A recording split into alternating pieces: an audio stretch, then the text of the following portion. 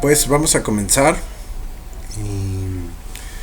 El día de hoy queremos enfocarnos en esta emisión de Psicoanálisis y Civilización, enfocarnos en lo que es el psicoanálisis como método de investigación y al mismo tiempo pues dar las características de cómo es la conversación del psicoanálisis con los otros campos, bajo qué condiciones esto se realiza y digamos también pues qué consecuencias tiene.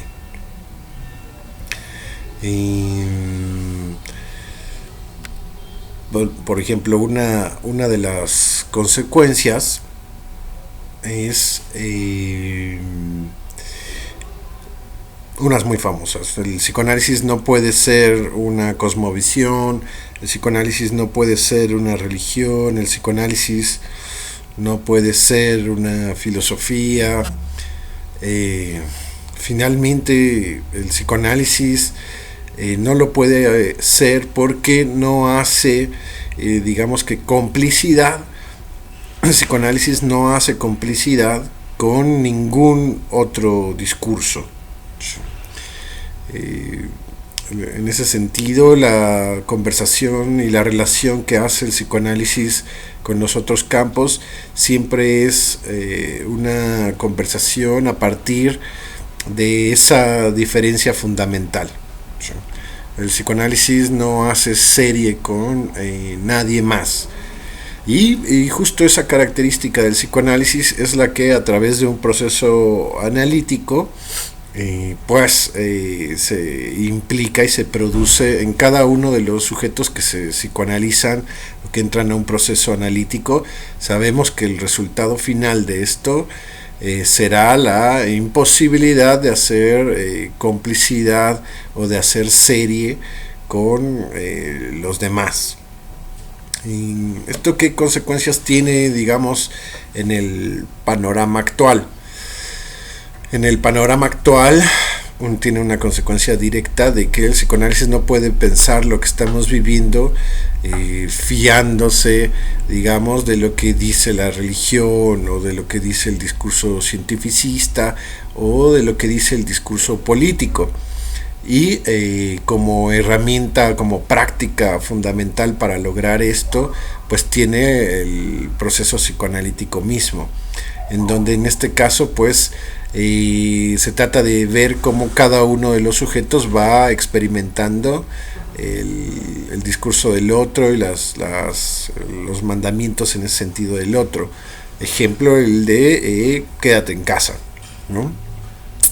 Ejemplo, estar en cautela, estar siempre atentos a las indicaciones que vienen autorizadas por el Estado, en este caso México, a valerse, a guiarse por lo que un discurso cientificista puede decir. ¿Sí? O sea, ya no se trata en este caso nada más hablar del discurso de la ciencia o el discurso de la medicina, sino del discurso político. Y en ninguno de esos casos puede el psicoanálisis hacer complicidad, ¿sí? Y mucho menos confundirse, ¿no? Fundirse, hacer alianza total con esos otros discursos. ¿Por qué el psicoanálisis hace eso? Porque una de las conclusiones a las que llega el psicoanálisis, por ejemplo, es que lo que impera en cada uno de los sujetos que constituyen, digamos, la humanidad, el mundo y la civilización, está comandada por la subjetividad de cada uno de ellos, ¿sí? Que a su vez está comandada, digamos, por las fuerzas fantasmáticas, sintomáticas que dominan su programa de goce, ¿sí? Su vida cotidiana, su manera de ser. Entonces el sujeto impone, ¿sí? Su fantasma, su ventana fantasmática, los ojos con los que mira, con los que escucha, con los que piensa, con los que habla, se lo impone a lo que está percibiendo en el mundo. Y ahí es donde en ese inter se pueden ciertos sujetos abrigar con el discurso de la religión, con el discurso cientificista o con el discurso empirista, ¿no? Como suceden en muchas declaraciones actuales donde mucha gente parte de lo que puede ver, de lo que puede palpar, de lo que puede describir y nada más, o sea, incluso de lo que puede necesitar. Pero si bien el psicoanálisis parte del uno por uno, ¿sí? y va a trabajar siempre en función de cómo cada sujeto está viviendo, para bien o para mal, porque hay mucha gente que está viviendo para bien el confinamiento. Ya lo dice en un texto que publicamos de Giorgio Agamben, comentando sobre la epidemia, donde él resalta la facilidad con la que muchas personas ante este discurso de la epidemia están dispuestas a perderlo todo, a quedarse en casa y perderlo todo, lazos amorosos, lazos familiares, creencias religiosas, creencias políticas, dice él. ¿Cómo el hombre puede estar tan dispuesto a perderlo todo simplemente por que el otro, el gran otro social en este caso, político sanitario, le dice que es lo que mejor le conviene, perderlo todo? Y lo llamativo que señala ahí Giorgio Agamben es por qué el ser humano está dispuesto a hacerlo, por qué está dispuesto a perderlo todo a cambio, digamos, de una supuesta seguridad o de mantener vivo pues su organismo, más no así, digamos, toda la potencialidad que tendría el despliegue de su discurso. ¿Sí? ¿Por qué tan fácilmente puede cosificarse, podríamos decir? Y estos comentarios de Giorgio Agamben nos llevan a pensar en Freud y en lo que se pregunta Freud: ¿por qué si una persona puede tener los caminos que lo podrían aliviar, lo podrían incluso curar, sacar de su sufrimiento, por qué el sujeto se niega? ¿Por qué hay una resistencia, llama él, a la cura? ¿Sí? ¿Por qué hay algo en el sujeto que tienda al sufrimiento y a la propia aniquilación de su potencial? ¿Por qué? Freud llegaba a pensar incluso en el ser humano el masoquismo, ¿no? Habla al respecto a través del masoquismo femenino, pero finalmente es algo que recae en todo sujeto del inconsciente, ese gusto por el displacer o ese goce en el malestar, en el sufrimiento. En otro momento Freud habla de que una característica del aparato psíquico es poder hacer de cualquier estímulo una fuente de satisfacción, ¿sí? De ahí la posibilidad de hacer un estímulo que, por más doloroso que éste sea, bajo ciertas construcciones subjetivas simbólicas, pueda ser una fuente de satisfacción. Y ahí es como puede explicar finalmente las condiciones de lo que llamamos masoquismo, donde él termina afirmando que el masoquista más bien, o es posible el masoquista, sí, solo sí, en el fondo es el masoquista un sádico reprimido. Y ese sádico reprimido es el que, a través de la identificación con el torturador o el sádico, le permite al masoquista soportar esas dosis de dolor, ¿sí? Pero finalmente son entonces construcciones simbólicas las que permiten a una persona soportar una cantidad de sufrimiento, ¿sí? Mujeres golpeadas, niños golpeados, adultos mayores golpeados, injusticias, en donde vemos que son posibles que se mantengan por la participación del sujeto, ¿sí? Es el sujeto el que permite finalmente que esas cosas le sucedan. ¿Por qué una persona que necesita, por ejemplo, ciertos medicamentos opta por no tomárselos? ¿Por qué una persona teniendo ciertas posibilidades para producir dinero y salir de una situación económica fuerte, dura, no lo hace? ¿O por qué el sujeto por ciertas condiciones pierde el trabajo, etcétera? Una cantidad de cosas que van hasta la cuestión de las supersticiones, los olvidos, los lapsus, los sueños, los síntomas. ¿Y por qué el sujeto tiene esos recursos y los utiliza, y que en teoría estarían contradiciendo el principio del placer, ¿no? O lo que nosotros en términos yoicos procuramos para vivir una vida lo más satisfactoria posible? En este caso de la epidemia sería algo así. ¿Por qué el sujeto no protesta, no se cuestiona, no quiere pensar, no quiere investigar más allá de por qué está sucediendo lo que está sucediendo, y prefiere conformarse con las indicaciones de, bueno, tú estate ahí, no pienses, no digas, simplemente obedece y piérdelo todo, ¿no? Piérdelo todo, o sea, incluso apelando a admite una nueva forma de vivir con esta circunstancia. Porque esos sujetos admiten tan fácilmente que se va a vivir simplemente porque una persona lo dice, o un discurso o una institución lo dice, se va a vivir en este estado de amenaza, ¿sí? de peligro constante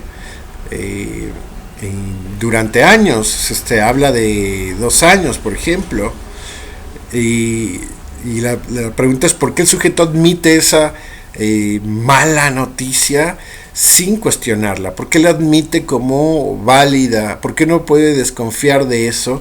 Y peor aún, ¿por qué se puede enojar? Como sucede mucho, se puede enojar mucha gente de que un otro cuestione el mandamiento.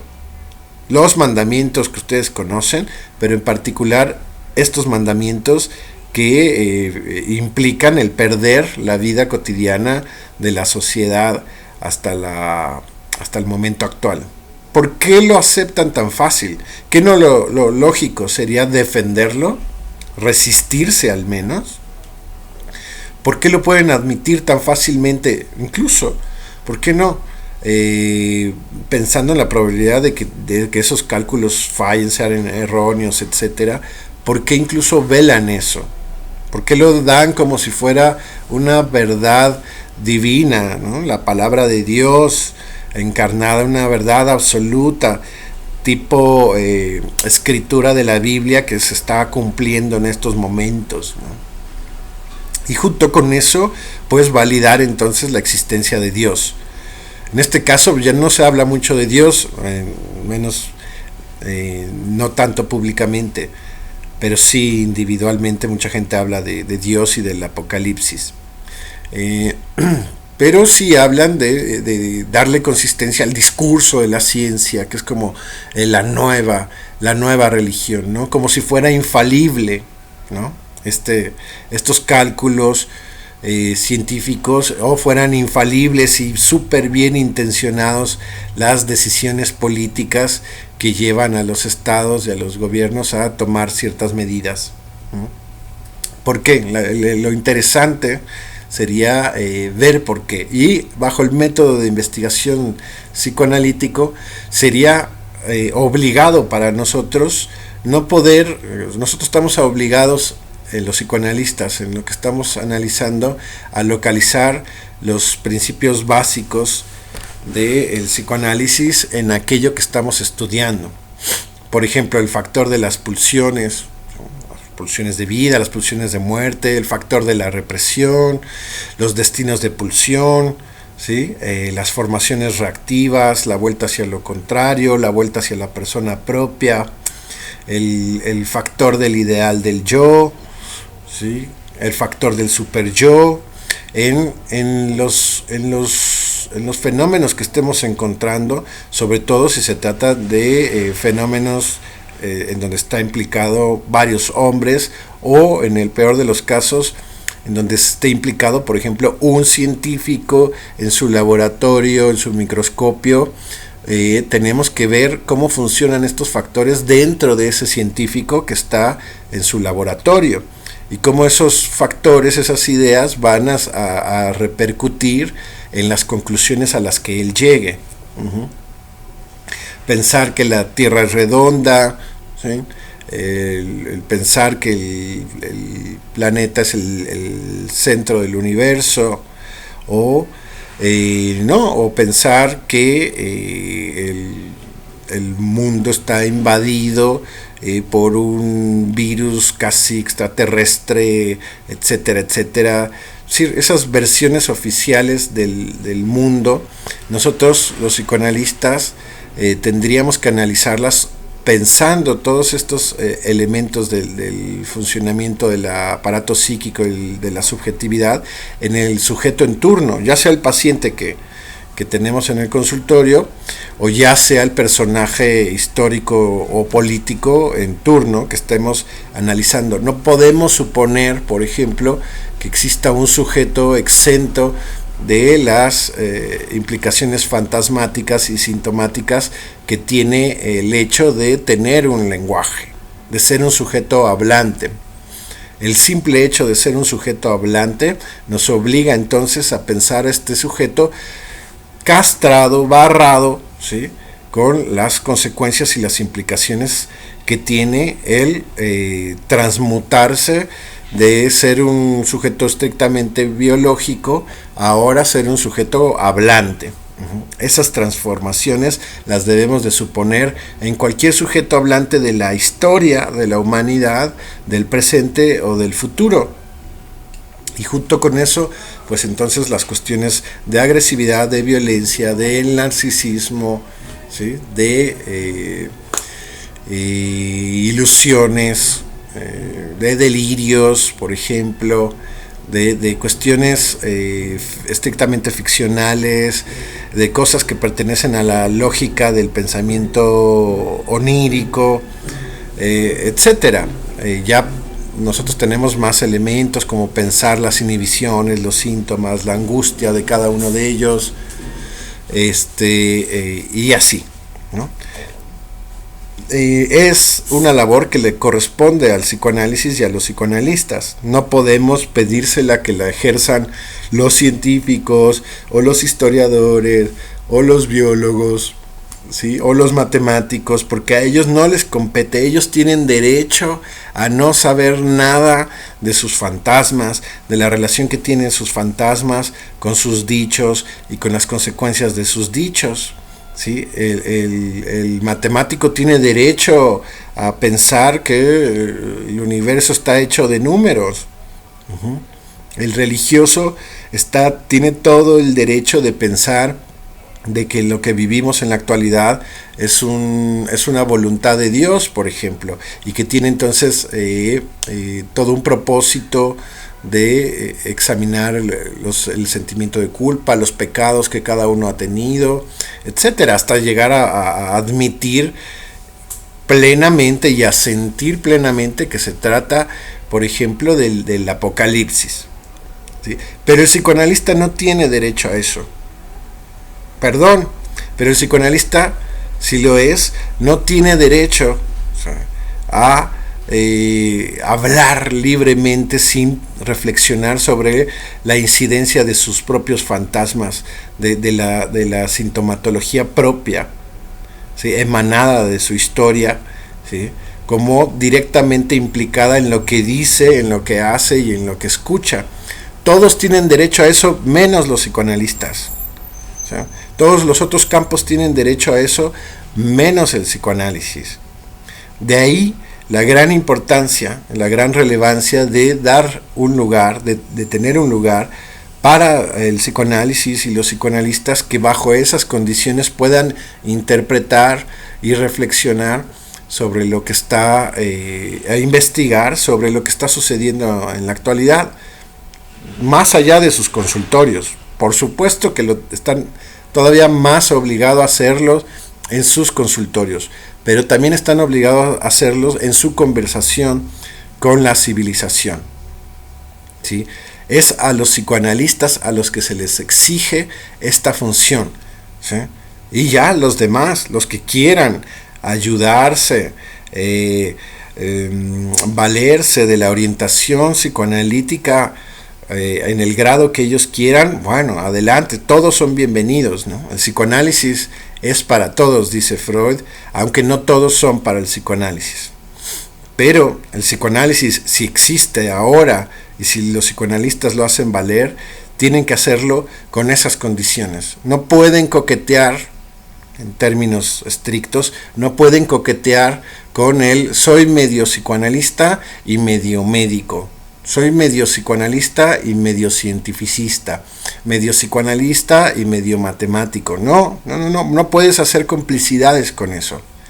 Está excluido solamente para los psicoanalistas. Y justamente por esa exclusión es que el psicoanálisis no puede imponerse al mundo. No puede ser una religión, una filosofía, una política social, ¿sí? Porque implica esa restricción y a nadie se le puede obligar a tener esa restricción. El mismo Freud dice que sería cruel, ¿sí? Para estar y para escuchar el psicoanálisis uno tiene que poner una dosis de su propia voluntad y de su demanda, de su deseo, de querer hacerlo, de querer poner, por lo menos como hay muchos, un pie dentro del psicoanálisis. Pero a los psicoanalistas, que se supone que tienen los dos pies bien puestos en el campo freudiano, no se les está permitido, ¿sí? Y para que ellos tengan un recordatorio y un interlocutor, o sea, otros psicoanalistas que le digan, que le hagan ese recordatorio y ese llamado, tiene entonces que estar conversando con otros psicoanalistas. O sea, no pueden ser evaluados por otros discursos, sino por el psicoanálisis mismo. Y entonces entre psicoanalistas podemos decirnos qué tanto estamos nosotros permitiendo leer las cosas desde nuestro propio fantasma sin percatarnos de eso, ¿no? Sino al revés, estar advertidos de qué función tienen nuestros fantasmas y nuestra sintomatología en aquello de lo que hablamos, de lo que escuchamos y de lo que decimos, ¿sí? Pero estamos de alguna manera comprometidos a hacerlo, ¿sí? No podemos estar per se adecuados a las conclusiones que lleguen los políticos, los médicos, los cientificistas, los matemáticos, ni siquiera los otros psicoanalistas. Es así de exigente el hablar y el conversar en el psicoanálisis y su relación con la civilización. No sé si quieren comentar algo. Dice, se recrea de manera constante el desmenuzar el inconsciente. Sí, yo me imagino que habla del vaciamiento del inconsciente, que es una de las consecuencias propias, efectivamente, de un proceso analítico, ¿no? En términos generales o muy populares se podría decir, no partimos del sentido común, no partimos de los valores entendidos, no damos por hechas las cosas, no pensamos que las cosas existan en sí mismas, ¿sí? Y entonces así las ideas y los significados más arraigados, vamos a pensar, las verdades más petrificadas que tenemos en nuestra ideología, en nuestra forma de pensar, no existen en sí mismas, surgieron de algún otro lenguaje, ya sea el familiar, el materno, ya sea el parroquial de nuestra región, de nuestro país, de nuestro continente, ¿sí? O de nuestro lugar en el que estamos dentro del mundo, ¿no? Si estamos en Occidente, si estamos en Oriente, de ahí van a venir finalmente ese tipo de verdades o verdades petrificadas o verdades absolutas, pero sabemos que no existen en sí mismas. Vaciamos el significado o desmenuzamos el significado automático o inconsciente que le suponemos a las cosas, a las que traemos nosotros, por supuesto, para empezar, y después a las que traen nosotros, los demás, ya sea en la clínica o ya sea en la conversación con los campos de la civilización, los campos del saber. Así que cuando hablamos con un matemático, pensamos en el fantasma de un matemático. Con un científico, pensamos en los ideales fantasmáticos del científico. Si hablamos con un religioso, pensamos también en que se debe de estar jugando en esa conversación los fantasmas religiosos, propiamente religiosos, ya sea de una religión en específico o de un sujeto que tenga esa vocación por la religiosidad. Igual en la línea de la filosofía, etcétera, ¿sí? Es así y es bajo esas condiciones que nosotros podemos pensar y conversar con nosotros, ¿sí? No sin eso. Estamos en ese sentido alejados, distantes de lo que significaría la realidad objetiva, así con mayúscula, la realidad superobjetiva, entendida esta como que está exenta de cualquier contagio de subjetividad de alguien.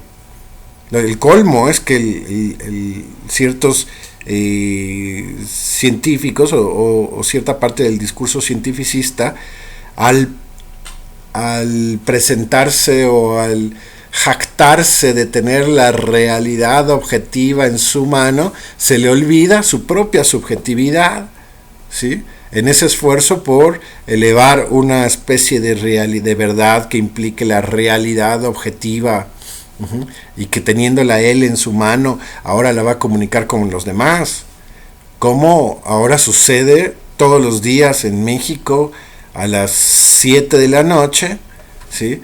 Se crea todo un fenómeno en donde se espera escuchar la realidad objetiva, ¿no? Y luego si vienen en grafiquitas y en numeritos, más. Y se cree fehacientemente que van 3,000 muertos y van 5,000 contagiados, etcétera, etcétera, ¿no? Como si fuera realmente del orden de la realidad objetiva. Ni siquiera se tiene la cautela de pensar que es un supuesto, que es un aproximado. Ni siquiera por sus propias implicaciones del discurso cientificista. Por ejemplo, en el caso actual del coronavirus, sabemos que hay muchísimo más contagiados de los que se reportan. Eso ya se sabe de por sí, pero que no tiene mucha relevancia práctica andarle haciendo las pruebas a todos, porque lo importante a final de cuentas es el número de fallecidos, que es otro tema, ¿no? Pero la gente lo llega a percibir como si fueran realidades absolutas, y los sujetos transmisores lo llegan a transmitir como si fueran verdades absolutas cuando presentan: hoy hubieron 1,000 contagios más. Eso de por sí ya es falso. ¿Por qué? Porque en teoría deben de ser mucho más, como multiplicar ese número multiplicado por 8 o multiplicado por 10 varía, pero no es ese mundo, no es ese número, y él lo presenta como si ayer se cumplieron 3,000 contagios más. Falso, es falso. Ahora, para hablar de verdades y de mentiras, tendríamos que hablar en el psicoanálisis de lo que es la categoría del semblante. O sea, que toda verdad es mentirosa, o que toda mentira puede ser en un momento dado asumida como verdadera. En fin, verdades a medias. Toda verdad, hasta la más verdadera, tiene estructura de semblante, tiene estructura de ficción. Es decir, utiliza una pantalla simbólica imaginaria para manifestarse. Como ven, pueden ir haciendo comentarios, ya que estamos casi llegando al final, y voy a leer uno de aquí que dice: hola, ¿qué tal? Yo tengo esta duda. Entonces, ¿cómo se vincularía el psicoanálisis con los representantes actualizados de otras disciplinas en busca de intercambio fructífero, sin pretender un saber enciclopédico, sino evitar que el mundo psicoanalítico se cierre sobre sí mismo? Claro, muy bien. Esto es una buena pregunta, porque, por ejemplo, la idea del psicoanálisis encerrado en sí mismo, o que el psicoanálisis admite los cuestionamientos, sobre todo provenientes del psicoanálisis, es porque le supone al psicoanálisis los criterios y los principios con los que se realiza la práctica psicoanalítica. Es decir, no podríamos esperar un cuestionamiento de un campo que no considerara todos los elementos que considera el psicoanálisis. Ahora, el psicoanálisis al psicoanálisis mismo le aplica eso. El psicoanálisis no tiene una verdad absoluta, pero no porque no la pueda tener, sino porque nadie la tiene. O sea, y en ese sentido es en el diálogo con el otro, como representantes de sus propios campos, como se pone en falta. O sea, la escucha analítica es ya implica ya el ponerse en falta. ¿Sí? Y en ese sentido pienso en que se abre a otros discursos, ¿sí? Y que no se cierra, que no es un monólogo, que no es un soliloquio, que no es un dogma, sino que el psicoanálisis puede existir a través de ese intercambio. Por eso el psicoanálisis como tal es una práctica de dos. Por eso el psicoanálisis no lo podemos pensar sin el padre del psicoanálisis, por ejemplo, ¿no? Y hacer las diferencias de esto es Freud, esto es Lacan, esto es lo que dice Miller, esto es lo que dice otro colega amigo de nosotros, esto es etcétera, ¿no? La conversación con los otros campos. Hay un ejemplo muy bueno al respecto, que es el que dice Freud, de que los artistas y en particular los poetas se nos adelantaron, ¿sí?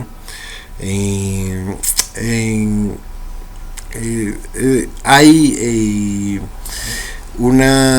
podríamos decir que una postura propia de ética del psicoanálisis, que sería del cómo dejarnos enseñar por el otro, ya sea encarnado en las distintas creencias o prácticas o campos del saber, ¿sí? Desde el arte hasta la ciencia o la política, pero cómo dejarnos enseñar de ellos, pero no enseñarnos otras cosas, sino enseñarnos cosas que tienen que ver con nosotros, con el psicoanálisis mismo. Por eso los poetas se nos adelantaron a nosotros, o sea, a los psicoanalistas. Es qué tienen que ver el quehacer de los artistas, el quehacer de los poetas, con el quehacer psicoanalítico. Es así como vamos aprendiendo de los otros discursos, pero nunca, lo que sí hacemos es nunca perdernos, nunca extraviarnos, nunca soltar nuestros propios principios y fundamentos, ¿sí? De hecho, como les decía, estamos muy delimitados, estamos muy restringidos por nuestros propios principios, ¿sí? Ejemplo, no podemos suponer una construcción, una conclusión, ¿sí? Fuera de lo que implica la lógica fantasmática de cada uno de los sujetos, independientemente de que ese fantasma haya sido atravesado o no, pensando por ejemplo en un final de análisis que tuviera un analizante, ¿no? En donde esos mismos fantasmas han sido agujereados, han sido atravesados. Independientemente de eso, estamos advertidos de que el mundo de los significados nos echa luz sobre lo que sería el mundo de los fantasmas, el mundo del semblante también, de la relación del significante y el significado, ¿no? Del mundo también de lo imaginario, ¿sí? Eso es posible gracias, ¿sí? al ser hablante, a la lógica del lenguaje y a lo que significa, por ejemplo, la relación del trauma con el fantasma, ¿no? El trauma con la lengua agujereada del otro, que finalmente será la lengua agujereada en sí misma. Pero es por esos agujeros propios del psicoanálisis con los que podemos conversar, por supuesto, con las distintas campos de saber, y y con la clínica misma, con los pacientes que vienen a hablar y a ser escuchados y a escuchar también, ¿sí? No puede ser sin ese agujero propio. El psicoanálisis se cerraría en sí mismo si él mismo creyera que existen verdades absolutas que están exentas de su propia posición fantasmática. Por eso el psicoanálisis no puede ser nunca cerrado a sí mismo, porque no tiene la pretensión. ¿Por qué no tiene la pretensión? Porque no tiene la ilusión de tener en el campo del lenguaje, en el mundo de la ficción, la verdad absoluta. Pero el que el psicoanálisis no lo tenga o no se le esté permitido tener, no quiere decir que al resto del mundo y al resto de los otros campos tampoco se les esté permitido tener. Por eso el psicoanálisis no puede ir ahí destruyendo los otros campos. No puede, no es ni su objetivo ni su poder, ¿sí? Ellos tienen derecho a... Es más allá de su derecho, es su propia dinámica, su propia mecánica, hablar fantasmáticamente. Pero a los que no se les permite eso, en teoría, es a los psicoanalistas. O sea, al psicoanálisis mismo no se le permite eso. ¿Quién le restringió eso? El psicoanálisis mismo. El psicoanálisis se restringe a sí mismo, se pone en falta, pero no es cualquier falta, sino es esa falta. No olvidarse, no estar ajenos a la advertencia de la dimensión subjetiva, de la dimensión fantasmática, ¿sí? De esa distancia con una supuesta realidad objetiva, en fin. De hecho, lo que Lacan llama como la caída del nombre del Padre y después de los nombres del Padre, tiene que ver con eso, con que ya no es posible sostener una verdad absoluta en la civilización actual, pero lo que no es posible evitar es la pretensión de que existan verdades absolutas. Eso sí no se puede evitar. La pretensión. Ya el logro de eso, bueno, estará por verse. Leo otro comentario para ir concluyendo. Dice: existiría una necesidad de verdades absolutas. Existirá una necesidad de verdades absolutas, porque esto también nos aleja de nuestra subjetividad y lo contradictoria que es esta misma. Bueno, sí. Claro, o sea, la idea de la verdad absoluta, de los valores en sí mismos, de la realidad objetiva en sí misma, que puede ser tan atractiva, tan tentadora, ¿por qué no? El gran gusto de que eso existiera, ¿no? Y que entonces pues uno nada más ahí hiciera su papel y obedeciera. Pero la pura existencia del mundo absoluto, pensemos, del espíritu absoluto, en términos hegelianos, por ejemplo, tiene la gran satisfacción de entonces borrar las contradicciones propias de nuestra subjetividad, como dice aquí Mayra Yadira, ¿no? La división subjetiva misma, ¿sí? Quedaría eso de lado, ¿no? Ya no tendría ningún papel, ningún sentido el pensar en nuestras divisiones subjetivas, en donde pasará la cuestión sintomática, fantasmática, ¿no? Y todo será según lo que el otro absoluto diga, ¿sí? Qué bueno que existe el otro absoluto, aunque yo tenga mis divisiones, ya no me las tengo que ver con eso. Y ya mi única función es adecuarme a ese otro absoluto, a esa verdad absoluta. Y olvidar de la participación de mi subjetividad para darle consistencia a ese otro absoluto. Ya, donde ahí estaría implicada mi subjetividad y mi división como tal. Entonces sí, es muy tentador, porque implica en términos lacanianos pensar que el gran otro no está barrado, que es prácticamente lo mismo que decir que todo está predestinado, de que no hay nada que se pueda hacer, que todo es voluntad de un otro todopoderoso, omnisapiente y omnipresente. Es muy tentador, es atractivo, sería bueno que existiera eso. No es que a los psicoanalistas no les hubiera gustado que existiera eso, claro que sí, pero no existe. Existe si la participación del sujeto da los elementos necesarios para darle consistencia a eso en ciertos momentos, bajo ciertas condiciones. Por ejemplo, cuando Freud presenta la consistencia de la ciencia, del discurso científico, lo va presentando también así. O sea, es algo que es provisional, está en función de los elementos y de los conocimientos que nos anteceden, y que estos mismos serán sustituidos, reemplazados o eliminados por los que mejor se vayan adecuando durante el progreso y el proceso. O sea que para Freud la ciencia siempre fue un discurso en progreso, un discurso en movimiento, ¿sí? Y en ese movimiento, en su propio movimiento, es donde Freud sí localiza una barradura, un equívoco, una falta en el discurso de la ciencia, y es por esa falta que le permite a Freud imaginar toda la compatibilidad que tiene con el psicoanálisis. Pero fuera de Freud, no cualquier científico le va a volver a poner la falta a la ciencia, ¿sí?